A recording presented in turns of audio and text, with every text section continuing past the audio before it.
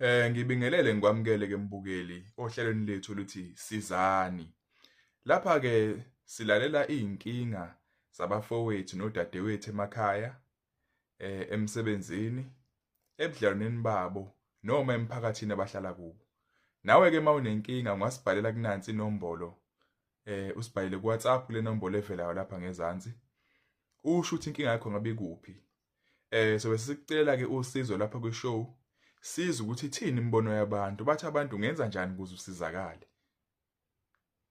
Namhlanje kohlelweni lethu sikhuluma ngodadewethu. Ngingasho nje ngithi intombazanyana ngoba usamncane. Una 15 iminyaka. Untombazane lona okhethe ukuthi ngingalisho igama lakhe. Usethandane nobaba wakhe. Waze wagcine esefakela isichitho uma wakhe ukuze ubaba wakhe athande yena kakhulu kunomama.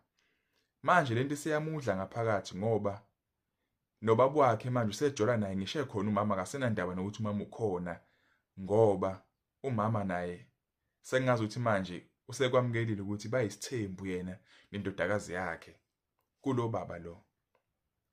Ngingasho ngithi iphutha elenzeka kwaba ukuthi lo mama mayethola umendo ethatha ingane yakhe yentombazane eze naye emendweni noma yayisencane ke uma ichaza intombazane ukuthi yafika kuleli khaya ineminyaka ewu9 yaqala ukuthandana noyise oyi-stepfather kuyo isineminyaka ewu14 ina 15 ke kulonyaka isize yamdlisa manje yamfakela isichitho uma wayo ngoba yenzela ukuthi le ndoda kube yayo.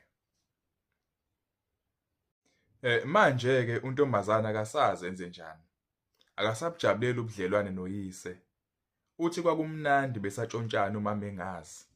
Manje njengoba sebenza ngokukhululeka usebona ngazuthi seku too much sekuyambhora ngathi engathola uthando lusha kumuntu ongangaye azocasha naye kube mnandi ukuthandana kwabo. Manje into eyinkinga kuseze wafakela isichitho ngisho unina.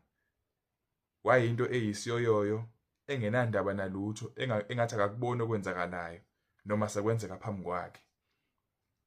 Manje inkinga isekutheni ke manje enze njani?